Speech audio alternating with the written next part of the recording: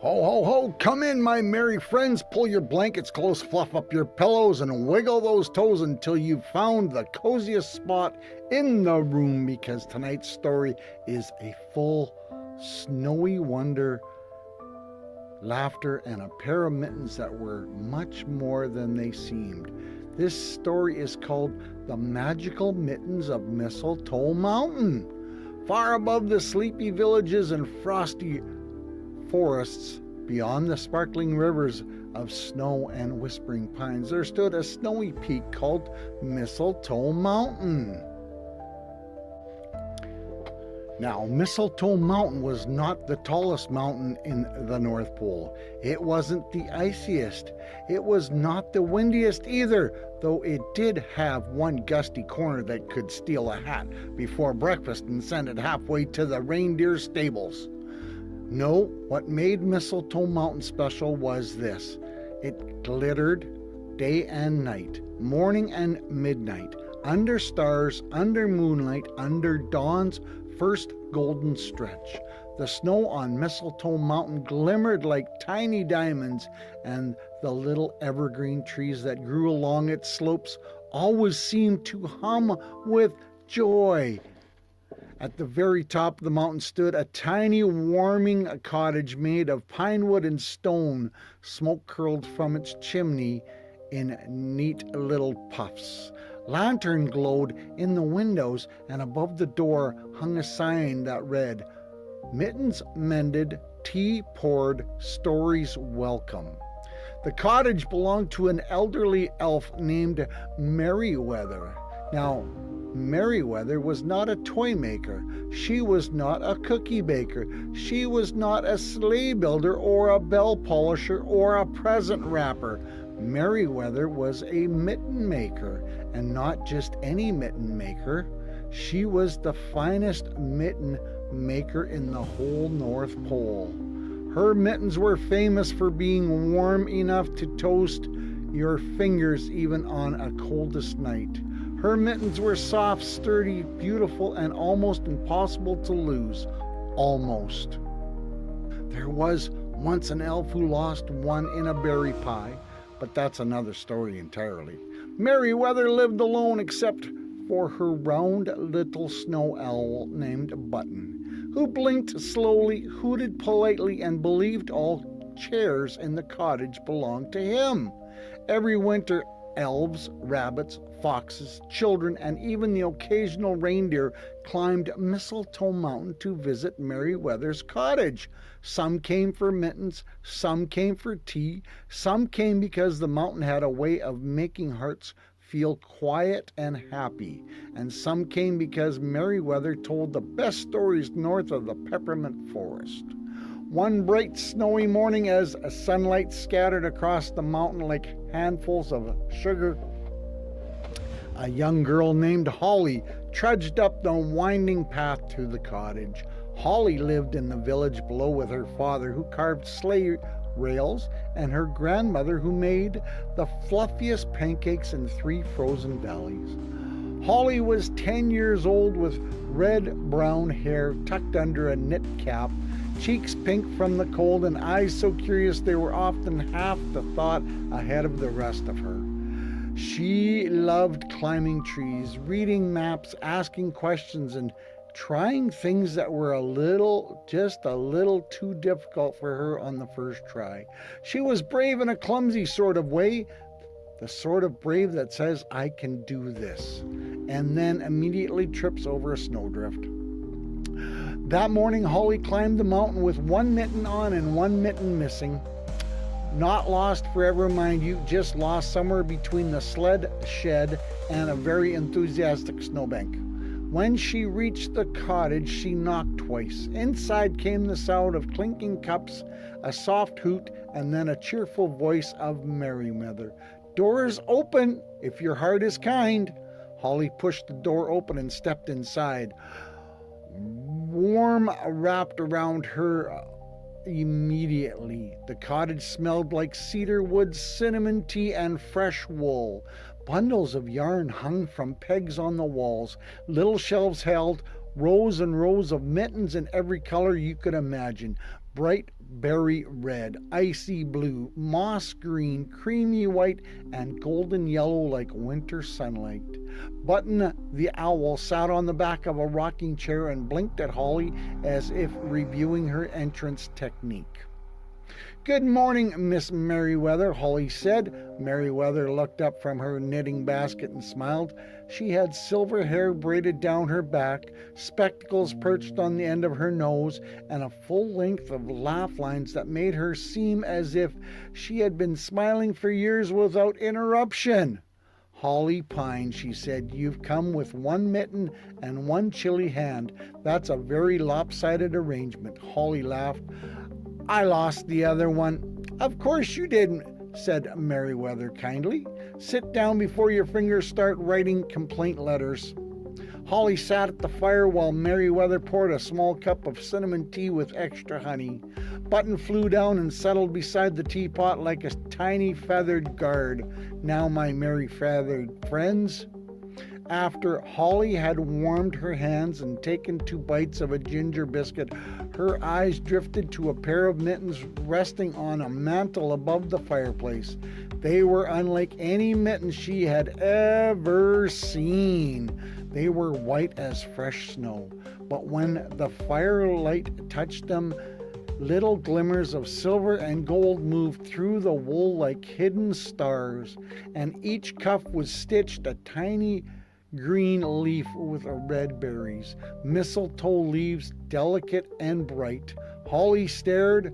Merriweather noticed at once. "Ah," she said, following Holly's gaze, "you've spotted the special pair." Holly nodded. "They're beautiful." "They are. Who are they for?" Merriweather's eyes twinkled. "That," she said, "has yet to be decided." Holly looked down from mittens to Merriweather. "Are they magical?" Button hooted softly, which in owl language usually means, "Oh, here we go." Merriweather sat down her knitting. "Well," she said, "since you asked politely, yes, they are magical." Holly nearly dropped her biscuit. "Really? Really? What do they do?" Merriweather leaned back in her chair. "They are called the Mittens of Mistletoe Mountain. They were knitted many winters ago by my grandmother, and her grandmother before that helped spin the first thread." Holly's eyes grew wide. Merriweather continued, "The magic in them is simple, but very special. When worn by someone with the kind and courageous heart, the mittens help that person do what they most need to do." Holly blinked. "Anything?" Merriweather chuckled. "Not anything. They won't make cabbages sing or teach a goat table manners." "That would still be useful," Holly said. "It would," said Merriweather, "but no, their magic doesn't work that way. They do not do things for you. They help you become what you need to be." Holly thought about that. So if someone needed to be brave, they might feel steadier. If someone needed to help, they may notice how. If someone needs to believe in themselves, they might finally do it. Holly looked at the mittens again. Then a hopeful little thought crept into her head. Merriweather saw it immediately. "No," she said gently. Holly slumped. "You always know. It comes with age and excellent eyebrows." Holly smiled despite herself. "You are not ready to borrow them just because you're curious." Merriweather said, "Magic, especially the kind stitched into useful things, must be treated with respect." Holly nodded. "I understand." And she did. Mostly. But those mittens stayed in her mind like a song you can't stop humming. The next day, the whole North Pole village buzzed with excitement. The annual Winter Lantern Walk was only 2 nights away. Now, the Winter Lantern Walk was one of the happiest events of the season. Families carried glowing lanterns through the forest path below Mistletoe Mountain. Elves sang, foxes scampered, children marched proudly in boots that were usually one size too big because winter socks made everything tricky. At the end of the walk, everyone gathered in the snowy clearing for hot cocoa, music, and the lighting of the star tree. This year, Holly had been given a very important job. She was to carry the first lantern at the head of the procession. It was a great honor. It was also, as Holly told her grandmother, a little bit terrifying. Her grandmother flipped a pancake with perfect aim and said, "Good, important things usually feel that way." Holly frowned. "That's not comforting." "It wasn't meant to be," Grandma said cheerfully. Now, Holly wanted to carry the first lantern. Truly she did. But there was one problem. Well, three problems if we're being honest. First, the lantern was made of delicate crystal and light enough to wobble if your hands shook. Second, everyone in the village would be watching. And third, Holly had a habit of becoming extra clumsy when she was nervous. She once tripped over a welcome mat while standing still. That takes commitment. Yes, it does. So when Holly climbed Mistletoe Mountain again the next day, she came not just for tea and warmth. She came because she hoped Merryweather might have some wise advice. And perhaps, just perhaps, because she wanted another look at those magical mittens. Merryweather was outside hanging little bells from the porch rail when Holly arrived. "Good morning," said Merryweather. "Good morning," said Holly. "You're thinking hard. Can you tell by my face?" "No, Button told me." Button, sitting on the rail, gave a solemn hoot. Holly laughed and then sighed. "I'm carrying the first lantern at the Winter Lantern Walk." Merryweather smiled. "That is wonderful news." "It is," Holly admitted, "except I'm afraid I'll drop it." Merryweather nodded slowly. "Ah, I know I should just be brave. But what if Brave doesn't show up?" Merryweather set down the bells and looked at Holly with kind eyes. "Brave rarely arrives all at once," she said. "It usually comes in small footsteps." Holly leaned against the porch post. "That sounds nice, but my small footsteps sometimes trip." "Yes," Merryweather said. "Mine too." Holly looked up in surprise. "You?" "My dear, I once walked straight into a snowman because I was waving at a reindeer." Holly giggled. "You did not." "I did, and the snowman, I must admit, handled it with dignity." They both laughed. Then Merryweather grew thoughtful. "Would you like to help me with something?" she asked. Holly nodded. Inside the cottage, Merryweather handed Holly a basket of tiny lantern charms shaped like stars, bells, and snowflakes. "These need to be tied onto a ribbon strings for the children's lanterns," Merryweather said. "Small work, careful work, work for steady hands." Holly swallowed. "Steady hands?" she repeated. She sat at the table and began tying the charms one by one onto silver ribbon strings. At first her hands felt fumbly. One knot came loose. Another ribbon slipped sideways. Button watched the whole thing with round, deeply suspicious eyes. But Holly kept going, slowly, carefully, breathing. By the time she reached the last ribbon, her hands had become steady. Merryweather sat a warm hand on her shoulder. "There," she said. "Do you feel it?" Holly looked down at her fingers. "They're not shaking." "Because you are capable," said Merryweather. "You only forget when fear starts talking too loudly." Holly sat very still. Then her gaze lifted to the mantel. The magical mittens still rested there, glowing softly in the afternoon light. Merryweather followed her gaze. Without a word, she lifted the mittens and brought them over. Holly's mouth fell over. "Merryweather?" "These mittens do not replace courage," said Merryweather, "but sometimes they remind a heart of what it already carries." She placed the mittens in Holly's hands. They were softer than clouds and warmer than teacups fresh from the shelf. May I really borrow them? Holly whispered. You may, said Merryweather, on one condition. Anything. You wear them not because you think you are not enough, but because you are willing to grow into what you already are. Holly nodded. Her eyes were suspiciously shiny. I promise. The night of the winter lantern walk arrived with sparkling stars, fresh powdery snow, and the sort of quiet excitement that makes every lantern flame seem brighter. The whole village gathered at the forest path. Children pounded in scarves and wool hats lined up with their lanterns. Parents adjusted mittens and boots. Elves passed around cups of hot cider. Somewhere a fox sneezed into a snowbank and looked personally offended by the experience. Holly stood at the front of the procession, the first lantern in her hands, and on her own hands were the mittens of Mistletoe Mountain. They glowed very softly, barely noticeable until the light hit them just right. At first, Holly still felt nervous, very nervous. Her stomach bounced like a snowball on a staircase. But when she wrapped her fingers around the lantern handle, something changed. Not all at once, not in a burst of music or a swirl of sparkles, just a little. The mittens felt warm.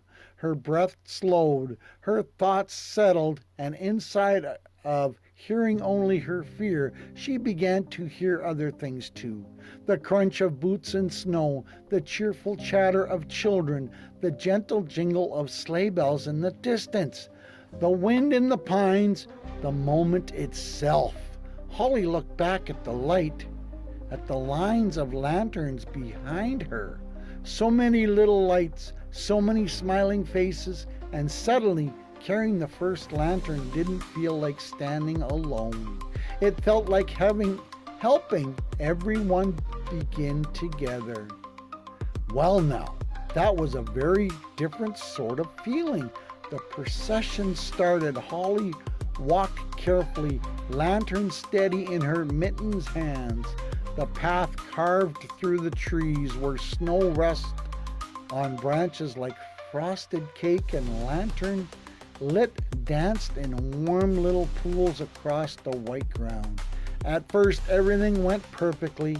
Then, because stories do like to keep us awake, a tiny problem appeared.